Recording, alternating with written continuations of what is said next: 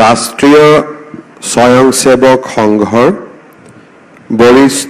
বৰিষ্ঠ অধিকাৰী আৰু আমাৰ সকলোৰে শ্ৰদ্ধাৰ শ্ৰী সুৰেশ সোণী ডাঙৰীয়া, আমাৰ মাজত উপস্থিত প্ৰাগজ্যোতিষপুৰ বিশ্ববিদ্যালয়ৰ উপাচাৰ্য প্ৰফেসৰ স্মৃতি কুমাৰ সিনহা ডাঙৰীয়া, ভাৰত চৰকাৰৰ বৈদেশিক পৰিক্ৰমা বিভাগৰ ৰাজ্যিক মন্ত্ৰী পবিত্ৰ মাৰ্ঘেৰিটা ডাঙৰীয়া, অসম চৰকাৰৰ শিক্ষামন্ত্ৰী ডক্টৰ অনুজ পেগু ডাঙৰীয়া, মহাপুৰুষ শ্ৰীমন্ত শংকৰদেৱ এডুকেশ্যন আৰু ৰিচাৰ্চ ফাউণ্ডেশ্যনৰ সভাপতি লেফটেনেণ্ট জেনেৰেল ৰাণা প্ৰতাপ কলিতা, গুৱাহাটীৰ সাংসদ বিজুলী কলিতা মেধি ডাঙৰীয়ানী, নৰ্থ ইষ্টাৰ্ণ কাউন্সিলৰ ছেক্ৰেটাৰী শ্ৰী সতীন্দ্ৰ কুমাৰ ভাল্লা ডাঙৰীয়া, হাৰিয়ানা ষ্টেট হায়াৰ এডুকেশ্যন কাউন্সিলৰ অধ্যক্ষ প্ৰফেসৰ কৈলাশ চন্দ্ৰ শৰ্মা ডাঙৰীয়া, আজিৰ সভাত উপস্থিত আমাৰ অসমৰ বিভিন্ন স্থানৰ পৰা অহা সন্মানৰ বিশিষ্ট ব্যক্তিসকল, এই বিশ্ববিদ্যালয়ৰ অধ্যাপক অধ্যাপিকাসকল আৰু আজিৰ সভাত উপস্থিত সন্মানীয় সুধীবৃন্দ, ভাৰতীয় জ্ঞান পৰম্পৰাৰে পৰিচিত কৰি দেশাত্মবোধ সম্পন্ন মানৱ সম্পদ সৃষ্টিৰ লক্ষ্যৰে স্থাপিত প্ৰাগজ্যোতিষপুৰ বিশ্ববিদ্যালয়ৰ প্ৰতিষ্ঠা দিৱস উপলক্ষে মই এই বিশ্ববিদ্যালয়ৰ সন্মানীয় উপাচাৰ্য, অধ্যাপক অধ্যাপিকা, ছাত্ৰ ছাত্ৰী প্ৰমুখ্যে সকলো বিষয়া কৰ্মচাৰী, শৈক্ষিক আৰু ব্যৱস্থাপনা পৰিষদ তথা পৰিচালনা সমিতিৰ সদস্যাক আন্তৰিক অভিনন্দন জ্ঞাপন কৰিছোঁ। 4টা বছৰ অকণমান সময় হ'লেও এই সময়ছোৱাতে বিশ্ববিদ্যালয়খনে ভাৰতীয় প্ৰমূল্যবোধৰ সমান্তৰালভাৱে বিজ্ঞান প্ৰযুক্তিবিদ্যাৰ জ্ঞানেৰে সমৃদ্ধ দক্ষ বিশ্বমুখী মানৱ সম্পদ সৃষ্টিৰ এক মহান যাত্ৰাৰ শুভ আৰম্ভণি কৰিছে। আন্তঃগাঁথনিৰ পৰা আৰম্ভ কৰি সময় উচিত পাঠ্যক্ৰমেৰে প্ৰাগজ্যোতিষপুৰ বিশ্ববিদ্যালয়ে নিশ্চিতভাৱে অসমৰ শৈক্ষিক ক্ষেত্ৰখনলৈ এক নতুন সম্ভাৱনাৰ দুৱাৰ মুকলি কৰিছে। প্ৰাগজ্যোতিষপুৰ নামটোত লুকাই আছে সনাতন ভাৰতীয় সভ্যতাৰ কালজয়ী ইতিহাস। পবিত্ৰ অসম ভূমিৰ পৌৰাণিক নাম আছিল প্ৰাগজ্যোতিষপুৰ, যাৰ আক্ষৰিক অৰ্থ হ'ল প্ৰাচ্য জ্যোতিষৰ নগৰ। বাল্মীকি ৰামায়ণৰ কিষ্কিন্ধা কাণ্ডত উল্লেখ আছে যে স্বৰ্ণমণ্ডিত বৰাহ নামৰ পাহাৰৰ ওপৰত প্ৰাগজ্যোতিষ নামে নগৰ আছিল, য'ত নৰকাসুৰে ৰাজত্ব কৰিছিল। একেধৰণে মহাভাৰতত প্ৰাগজ্যোতিষাধিপতি নামে ভগদত্তৰ নাম উল্লেখ আছে। এসময়ত প্ৰাগজ্যোতিষপুৰ আছিল জ্যোতিষবিদ্যাৰ এক আধ্যাত্মিক আৰু বৈজ্ঞানিক কেন্দ্ৰ। জ্যোতিষবিদ্যাৰ কথা মনলৈ আহিলে আধ্যাত্মিকতাৰ ওপৰলৈ গৈও আমি সৌৰ জগতখনৰ কথা আমাৰ মনলৈ আহে। সৌৰ জগতৰ সমান্তৰালভাৱে এষ্ট্ৰনমিৰ পৰা আৰম্ভ কৰি বিজ্ঞানৰ কেইবাটাও মৌলিক দিশলৈ আমাৰ দৃষ্টি আকৰ্ষণ হয়।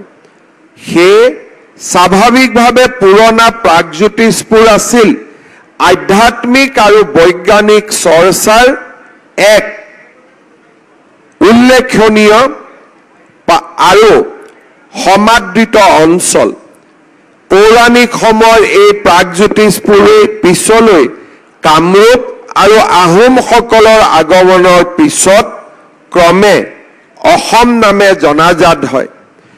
প্ৰাগজ্যোতিষপুৰৰ গৌৰৱোজ্জ্বল ইতিহাস আৰু সনাতন ভাৰতীয় সভ্যতাৰ স্মৃতি সোঁৱৰাই থকা এই উচ্চ শিক্ষাৰ প্ৰতিষ্ঠানখনলৈ আহিবলৈ পাই মই গভীৰ আনন্দ আৰু প্ৰাপ্তি অনুভৱ কৰিছোঁ। প্ৰাপ্তি এই কাৰণে অনুভৱ কৰিছোঁ যে বিশ্ববিদ্যালয়খনৰ সৃষ্টিৰ আৰম্ভণিৰ সময়ছোৱাতে এই বিশ্ববিদ্যালয়খনৰ কায়কল্প আৰু ইয়াৰ ভৱিষ্যতৰ যিটো যাত্ৰা সেই যাত্ৰাৰ লগত জড়িত হৈ থকাৰ আমি সুযোগ পাইছিলোঁ। মাননীয় সোণীজীয়ে তাৰ বিষয়ে উল্লেখ কৰিছে আৰু সেই প্ৰথমবাৰলৈ বিশ্ববিদ্যালয়খনৰ কেম্পাছলৈ আহি মই নিজেও ব্যক্তিগতভাৱে এক প্ৰাপ্তিৰ আনন্দ অনুভৱ কৰিছোঁ। এই পবিত্ৰ মুহূৰ্তত মই নিৰৱধি বৈ থকা ভাৰতীয় সনাতন পৰম্পৰাৰ কিছু আলোকপাত কৰিব বিচাৰিছোঁ, যাৰ অন্তঃস্থলত জ্ঞান আৰু প্ৰজ্ঞাই বাস কৰে, যি জ্ঞানে আমাক মুখ্য প্ৰাপ্তিৰ পথ দেখুৱায়, ৰাষ্ট্ৰৰ প্ৰতি সমৰ্পিত হৈ মানৱ জাতিৰ কল্যাণত আত্মনিয়োগ কৰিবলৈ পথ প্ৰদৰ্শন কৰে, যাৰ ঐতিহ্যৰ আলোকে ভাৰতীয় হিচাপে আমাক অনন্য ৰূপত উদ্ভাসিত কৰে। আমি যি সনাতন ভাৰতীয় পৰম্পৰাৰ উত্তৰাধিকাৰী, সেই সনাতনৰ অৰ্থ অতি ব্যাপক আৰু মহৎ। সনাতন মানে হৈছে শাশ্বত, আদিহীন, অনন্ত, অৰ্থাৎ যাৰ আৰম্ভণি নাই আৰু যাৰ অন্তও নাই, যি কেতিয়াও নাশ নহয়, সময়ৰ সীমা অতিক্ৰম কৰি যি চিৰকাল বিদ্যমান। সনাতন হৈছে শাশ্বত সত্য, যি সকলো পৰিৱৰ্তনৰ মাজতো অবিচল হৈ থাকে। উপনিষদ আৰু ভগৱত গীতাত সনাতনৰ শব্দ আৰু অতি গভীৰ। ইয়াত সনাতন বুলি কৈছে ব্ৰহ্ম বা আত্মাক, যি অমৰ, যি অবিনাশী। সকলো নাম ৰূপ দেহ বস্ত্ৰ সময়ৰ লগত সলনি হয়, কিন্তু ব্ৰহ্ম বা আত্মাৰ সলনি নহয়। ধৰ্মৰ অৰ্থ হৈছে যি ধৰে, যি বৰ্তাই ৰাখে, যি পোষণ কৰে। বেদত কয় ধাৰণাত ধৰ্ম ইতাহুহ, অৰ্থাৎ যিয়ে বিশ্বক ধৰি ৰাখে সেই ধৰ্ম। সেই সনাতন ধৰ্ম হৈছে সেই শাশ্বত নীতি, যিয়ে সৃষ্টিক ধৰি ৰাখে, যিয়ে জীৱনক সংগতি আৰু স্থিৰতা দিয়ে। উপনিষদে কয় মানুহৰ জীৱনৰ চূড়ান্ত লক্ষ্য হৈছে ব্ৰহ্মৰ জ্ঞান, অৰ্থাৎ নিজৰ ভিতৰৰ চিৰন্তন আত্মাৰ উপলব্ধি। যিবোৰ নৈতিক নীতি, ধ্যান, ধাৰণা, সাধনা, আচৰণে মন শুদ্ধ কৰে, জ্ঞানৰ পথেৰে, আলোকৰ পথেৰে আমাক আগুৱাই লৈ যায়, সেই হ'ল ধৰ্ম। সেই অনুসৰে যি জীৱন পদ্ধতিয়ে মানুহক আত্মজ্ঞানৰ দিশে লৈ যায়, সেই পথেই হৈছে সনাতন হিন্দু ধৰ্ম। সনাতন ধৰ্ম কেৱল এক ধৰ্মীয় আচাৰ আৰু নীতিয়ে নহয়, ই এক সাৰ্বজনীন জীৱন দৰ্শন। ইয়াৰ মূলতে আছে সত্য, অহিংসা, দয়া, সংযম আৰু প্ৰকৃতিৰ লগত একাত্মবোধৰ শিক্ষা। সনাতন ধৰ্মই কয় সকলো জীৱতে ঈশ্বৰ আছে। মানুহ, প্ৰাণী, উদ্ভিদ সকলো এক চেতনা শক্তিৰ অংশ। সেয়েহে সনাতন ধৰ্ম মতে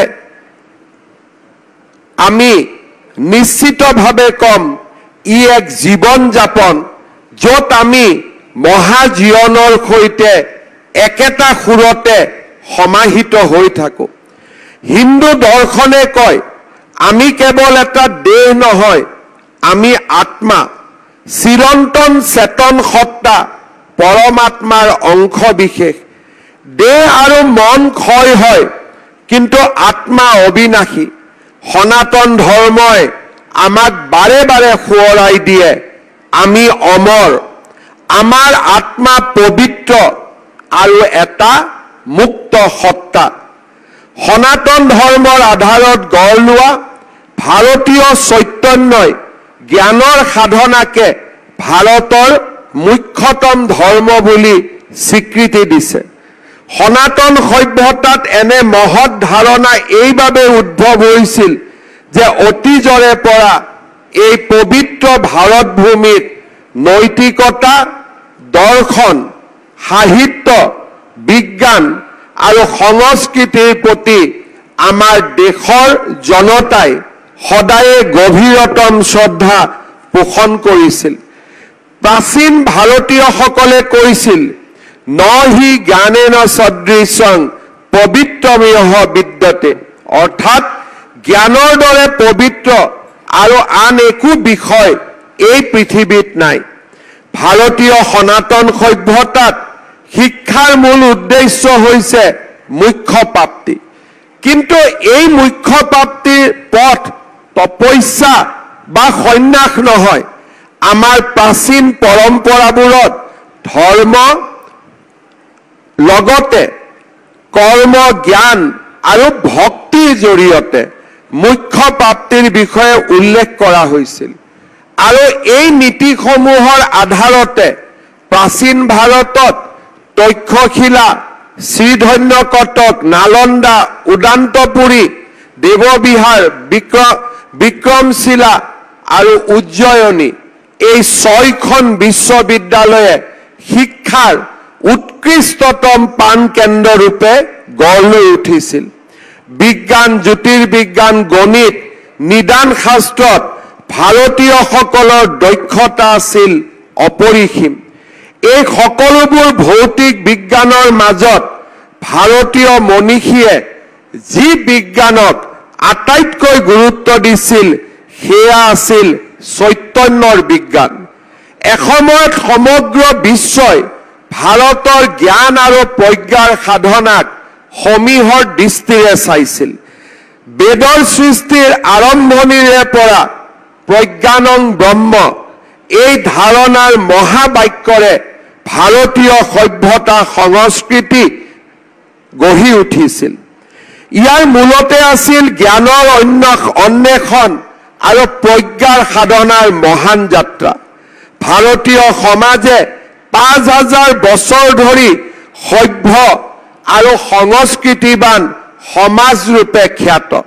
ইয়াৰ মূল কাৰণ হৈছে আমাৰ সমাজখনত গঢ়ি উঠাৰ সময়তে আৰম্ভ হোৱা জ্ঞান আৰু প্ৰজ্ঞাৰ অন্বেষণৰ যাত্ৰা। অতীজত বিভিন্ন সভ্যতাৰ সৃষ্টি হৈছিল।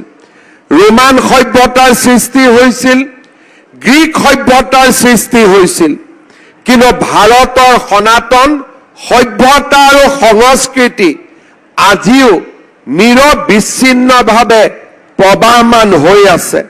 কাৰণ আমাৰ সভ্যতাৰ আৰম্ভণি হৈছিল জ্ঞান আৰু প্ৰজ্ঞাৰ পীঠভূমিত। আমাৰ যাত্ৰা আছিল জ্ঞান আৰু প্ৰজ্ঞাৰ অন্বেষণ। যি জাতিৰ সমগ্ৰ চালিকা শক্তি জ্ঞান আৰু প্ৰজ্ঞাৰ দ্বাৰা পৰিচালিত হয়, সেই জাতি অনন্ত কাললৈ গৌৰৱেৰে জীয়াই থাকে।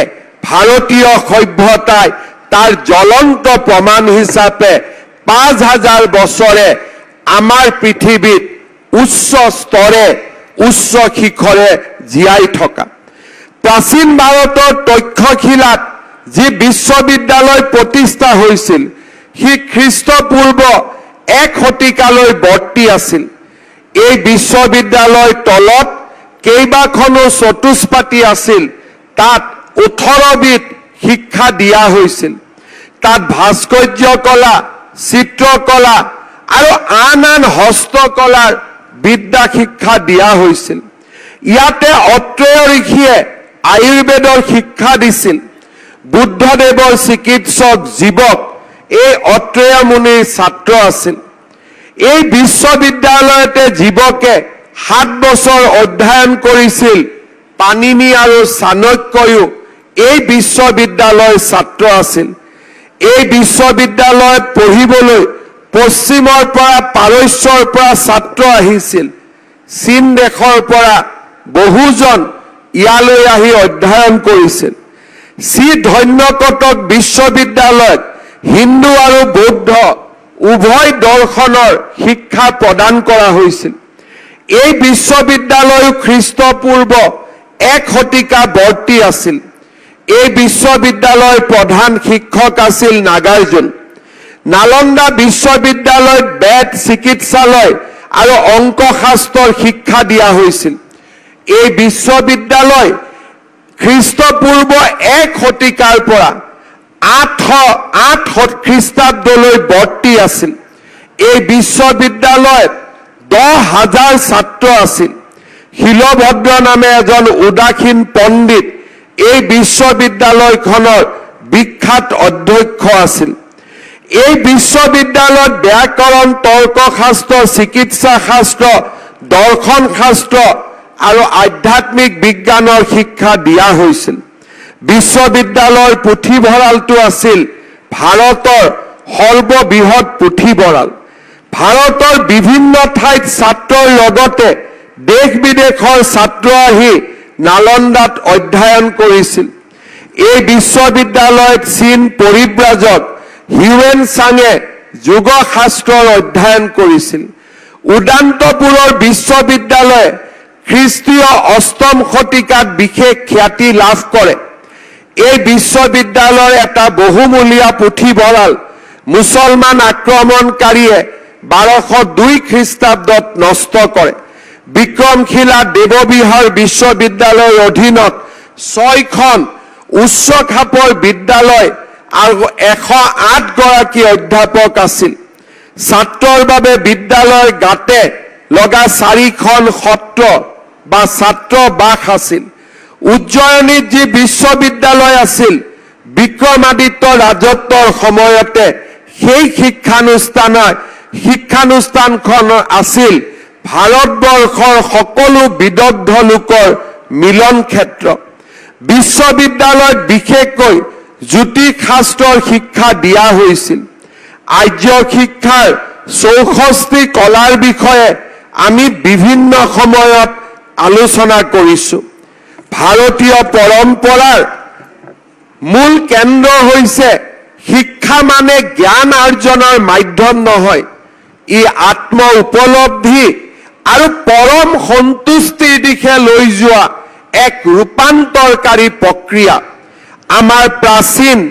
ঋষিসকলৰ গভীৰ জ্ঞানৰ ওপৰত আধাৰত শিক্ষাই অজ্ঞানতা দূৰ কৰি সদ্গুণৰ বিকাশ ঘটাই জীৱনক অৰ্থপূৰ্ণ আৰু উদ্দেশ্যধৰ্মী পথলৈ আগবঢ়াই লৈ যায় ভাৰতীয় পৰম্পৰাত শিক্ষাৰ মূল স্বৰূপ হৈছে আনন্দৰ প্ৰাপ্তি যি আনন্দ হৈছে সুখৰ প্ৰকৃত প্ৰতীক যি আনন্দ ক্ষণস্থায়ী সুখ নহয় ই হৈছে চিৰস্থায়ী মানসিক প্ৰশান্তি আৰু আধ্যাত্মিক জাগৰণ পশ্চিমীয়া সভ্যতাৰ আগ্ৰাসনে আমাৰ বিশ্ববিদ্যালয়সমূহৰ চৰিত্ৰৰ পৰিৱৰ্তন কৰিলে চৰকাৰী বিশ্ববিদ্যালয় আৰু চৰকাৰী বিশ্ববিদ্যালয়ৰ সমান্তৰালভাৱে আমাৰ দেশত গঢ়ি উঠা ব্যৱসায়িক বিশ্ববিদ্যালয়সমূহে আমাক ভাৰতীয় মূল সভ্যতাৰ পৰা বহুদূৰ আঁতৰাই লৈ গ'ল আমাৰ ভাৰতবৰ্ষত জ্ঞান আৰু প্ৰজ্ঞাৰ সাধনাৰ স্থলীৰ কৰবাত নহয় কৰবাত অভাৱ অনুভৱ হ'ল শিক্ষাৰ জাগৰণ হৈছে কিন্তু জ্ঞান আৰু প্ৰজ্ঞা যি আমাৰ ভাৰতীয় সভ্যতাৰ মূল কেন্দ্ৰবিন্দু আছিলে তাৰ আজি সমগ্ৰ দেশতে অভাৱ অনুভৱ হৈছে পশ্চিমীয়া সভ্যতাই জ্ঞানৰ আন্দোলন আৰম্ভ কৰা নাছিল আজিৰ বিশ্ববিদ্যালয় আমাৰ যিবিলাক গোটেই পৃথিৱীত নতুন বিশ্ববিদ্যালয় আছে হাৰ্ভাৰ্ডৰ পৰা অক্সফৰ্ডলৈকে সেই বিশ্ববিদ্যালয়সমূহ আমাৰ আদৰ্শ হ'ব নোৱাৰে কাৰণ সেই বিশ্ববিদ্যালয়ে শিক্ষা প্ৰদান কৰে কিন্তু সেই বিশ্ববিদ্যালয়ে ব্যক্তিৰ নিৰ্মাণ নকৰে সেই বিশ্ববিদ্যালয়ে ৰাষ্ট্ৰৰ নিৰ্মাণ নকৰে সেই বিশ্ববিদ্যালয়সমূহে দেশক সভ্যতাক ভাল পোৱা মানৱ সম্পদৰ সৃষ্টি নকৰে আজি বিজ্ঞান আগুৱাই গৈছে বিজ্ঞানৰ সমান্তৰালভাৱে বিজ্ঞানৰ সৃষ্টিকামী আৰু বিজ্ঞানৰ ধ্বংসকামী দুইটা পৰিচয়কে হাতত আগবঢ়াই লৈ গৈ আছে কিন্তু ভাৰতীয় সভ্যতাই বিশ্বক যিমান দিনলৈ নেতৃত্ব দিছিল সেই মুহূৰ্তলৈকে বিশ্বই বিজ্ঞানৰ ধ্বংসকাৰী স্বৰূপ কেতিয়াও দেখা নাছিল সেই সময়লৈ বিজ্ঞানৰ সৃষ্টিকামী স্বৰূপটোহে জনতাই মানুহে অনুভৱ কৰিব পাৰিছিল আমাৰ বিশ্ববিদ্যালয়সমূহৰ যি দিনাৰ পৰা ব্ৰিটিছ শাসনৰ লগে লগে যি দিনাখনৰ পৰাই ভাৰতত জ্ঞান আৰু প্ৰজ্ঞাৰ আন্দোলন স্তিমিত হ'ল সেই দিনাৰে পৰা কৰবাত নহয় কৰবাত ভাৰতৰ এই পবিত্ৰ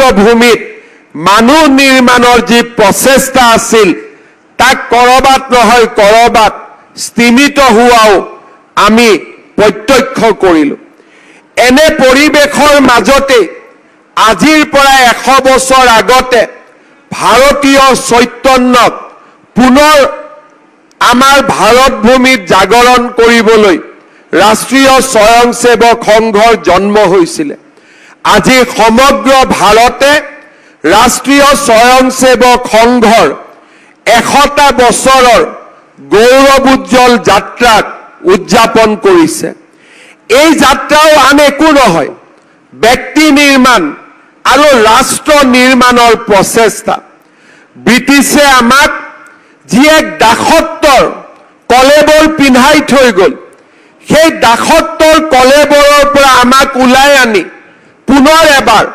ভাৰতীয় চৈতন্যৰে অধিকাৰী হোৱা জ্ঞান আৰু প্ৰজ্ঞাৰে অধিকাৰী হোৱা এছাম মানৱ সম্পদ সৃষ্টিৰ প্ৰচেষ্টা আছিল যোৱা 100টা বছৰ সমাজৰ বিভিন্ন অংগত আমি এই প্ৰচেষ্টাক বিয়পাই দিব লাগিব মই কোনো ধৰ্মক সমালোচনা নকৰোঁ কিন্তু যি ধৰ্মৰ লগত জ্ঞান আৰু প্ৰজ্ঞাৰ কেতিয়াও সম্বন্ধ নাছিলে সেই ধৰ্মৰ আলম লৈ আজি বিশ্ববিদ্যালয় গঢ়ি উঠিছে কিন্তু ভাৰতীয় সভ্যতা সংস্কৃতিৰ আলমত আমি শিক্ষানুষ্ঠান নিৰ্মাণৰ জ্ঞানৰ কেন্দ্ৰ আৰু প্ৰজ্ঞাৰ পথেৰে আগুৱাই যোৱা মানৱ সম্পদ সৃষ্টিৰ আমি ৰচনা কৰিবলৈ কৰবাত নহয় কৰবাত এতিয়াও যেন আমাৰ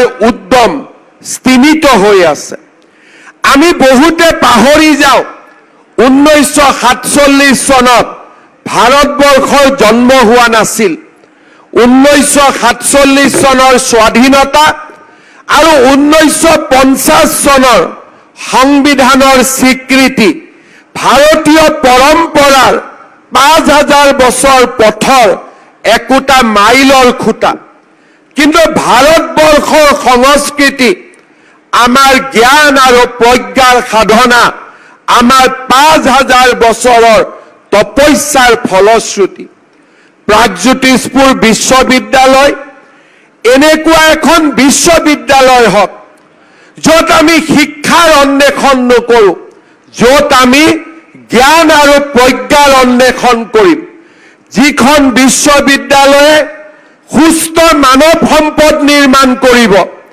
ব্যক্তিৰ নিৰ্মাণ কৰিব যি ব্যক্তিয়ে ৰাষ্ট্ৰৰ কল্যাণৰ বাবে নিজক উৎসৰ্গা কৰিবলৈ কুণ্ঠাবোধ নকৰে ভাৰতবৰ্ষ দধিচিৰ ভূমি ভাৰতবৰ্ষ চাণক্য কৌটিল্য এনে ধৰণৰ প্ৰবাদ প্ৰতিম ব্যক্তিৰ ভূমি যিয়ে জননী জন্মভূমিৰ বাবে সমস্ত জীৱন উৎসৰ্গা কৰি ভাৰতবৰ্ষক নিৰ্মাণ কৰাৰ বাবে প্ৰচেষ্টা কৰিছিল।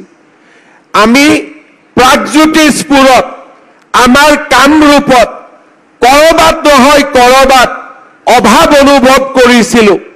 আমাক শিক্ষাৰ বিশ্ববিদ্যালয় চৰকাৰে প্ৰতি বছৰে নিৰ্মাণ কৰে, কিন্তু কৰবাত নহয় কৰবাত আমি অভাৱ অনুভৱ কৰিছিলোঁ যে আমাক এখন বিশ্ববিদ্যালয় লাগে য'ত জ্ঞান আৰু প্ৰজ্ঞাৰ সাধনা হয়, য'ত ব্যক্তিৰ নিৰ্মাণ হ'ব ৰাষ্ট্ৰৰ বাবে, ব্যক্তিৰ নিৰ্মাণ নিজৰ বাবে নহয় সমাজৰ বাবে নিৰ্মাণ হ'ব। আজি মই অত্যন্ত আনন্দিত আৰু ব্যক্তিগতভাৱে মই অত্যন্ত গভীৰ প্ৰশান্তি অনুভৱ কৰিছোঁ যে আমাৰ প্ৰাগজ্যোতিষপুৰ বিশ্ববিদ্যালয়ৰ কৰ্ণধাৰসকলে এডাল বট বৃক্ষৰ আৰম্ভণি কৰিছে। 4টা বছৰৰ ভিতৰতে এই গছডাল, এই বট বৃক্ষডাল সুন্দৰভাৱে আগবঢ়াৰ আমাৰ যাত্ৰা আমি স্পষ্টভাৱে দেখিবলৈ পাইছোঁ। আজি এই বিশ্ববিদ্যালয় চৌহদলৈ আহি মই বহু বিশ্ববিদ্যালয় শিক্ষামন্ত্ৰী হিচাপে বহু বিশ্ববিদ্যালয় নিৰ্মাণৰ লগত জড়িত আছোঁ। বহু বিশ্ববিদ্যালয়ত 200, 300, 500 কোটি টকা দি বহুত বিশ্ববিদ্যালয় নিৰ্মাণৰ মই সাক্ষী হৈ আছোঁ। কিন্তু এইখন বিশ্ববিদ্যালয়ত আহি মই মুখ্যমন্ত্ৰী হিচাপে নহয়, ব্যক্তিগতভাৱে এক বিৰল মানসিক প্ৰশান্তি অনুভৱ কৰিছোঁ, য'ত নেকি মই আশাৰ কিৰণ দেখিছোঁ। শিক্ষাক ব্যৱসায়ীকৰণৰ পৰিৱৰ্তে আজি আমি শিক্ষাক ৰাষ্ট্ৰমুখী কৰাৰ যি চিন্তা, সেই চিন্তাৰ কৰবাত নহয় মই কৰবাত আৰম্ভণি দেখিছোঁ। USTMৰ দৰে যেতিয়া বিশ্ববিদ্যালয় সমাজত নিৰ্মাণ হয়, কৰবাত নহয় কৰবাত আত্মাই গভীৰ অশান্তিত ৰাতি পাৰ কৰিবলগীয়া হয়।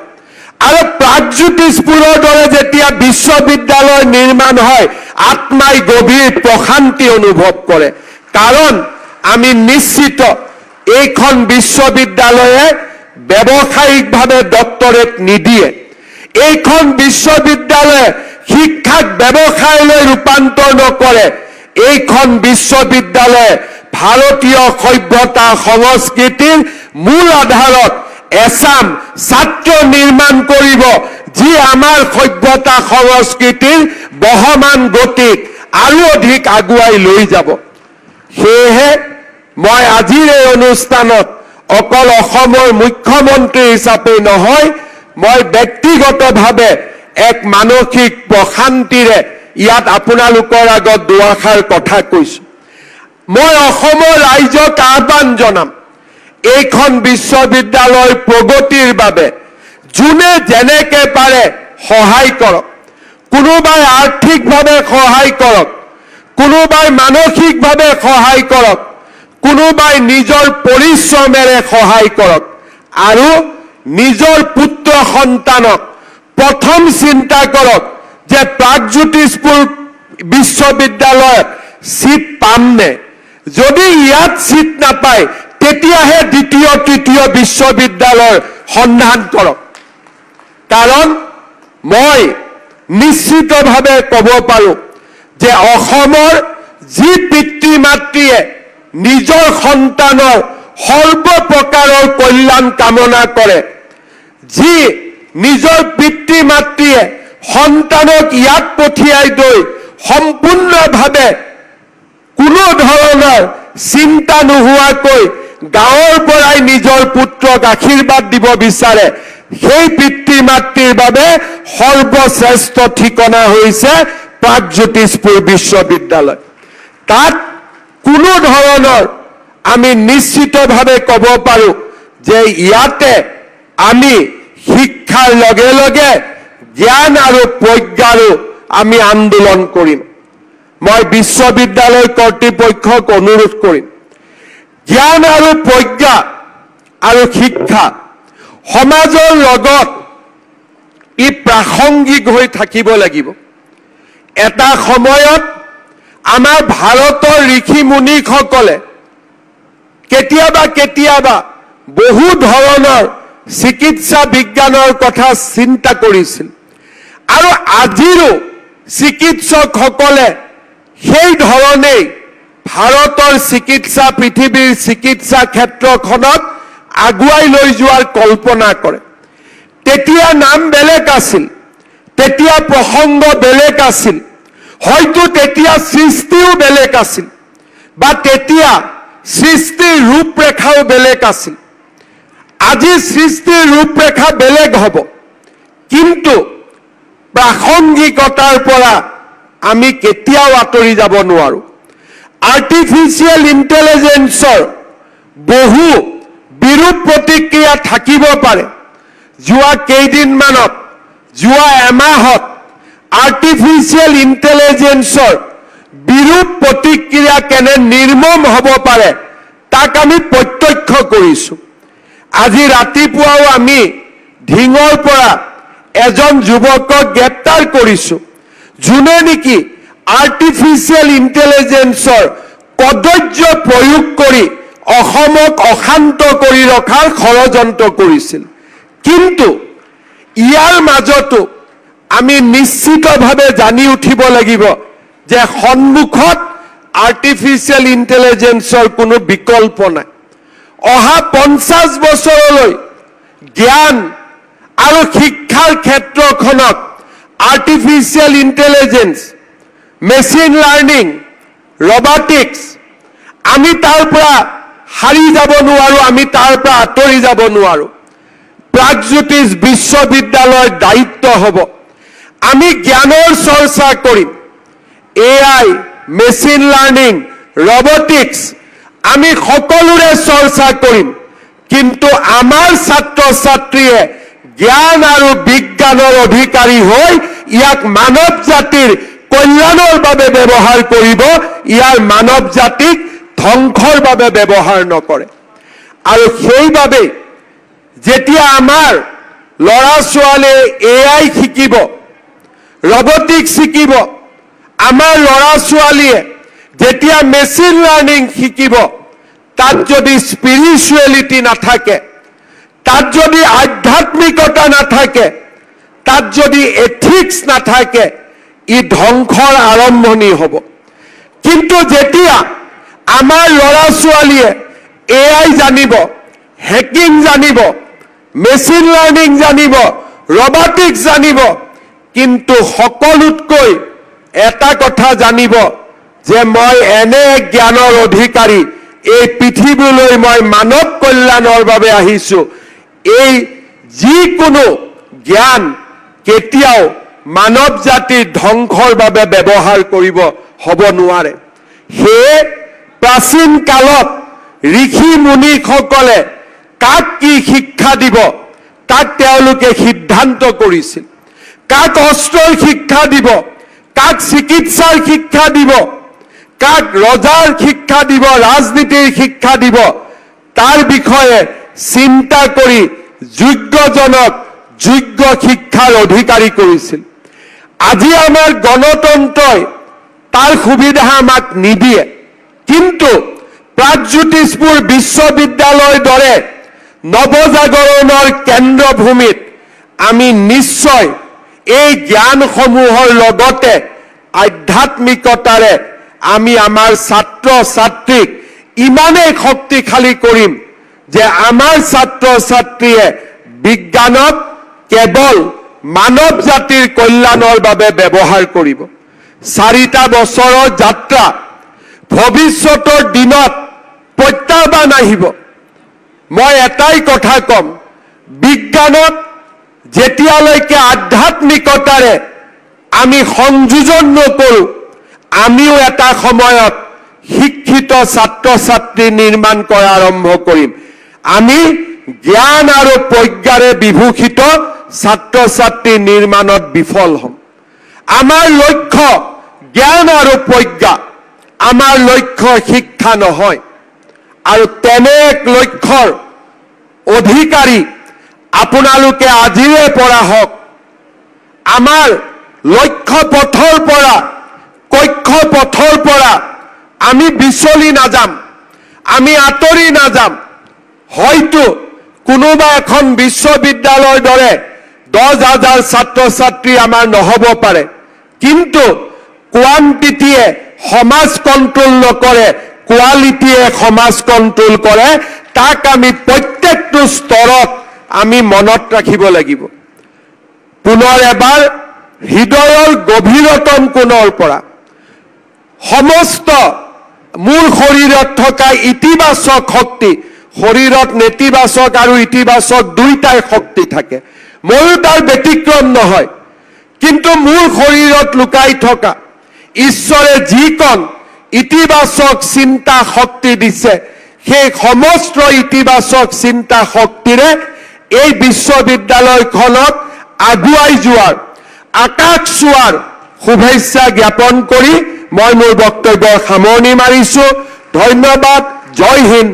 বন্দে মাতৰম। आपके दृष्टिपूर्ण नेतृत्व ने असम के विकास को एक नई दिशा दी है। शिक्षा और युवा सशक्तिकरण के प्रति आपका समर्पण हम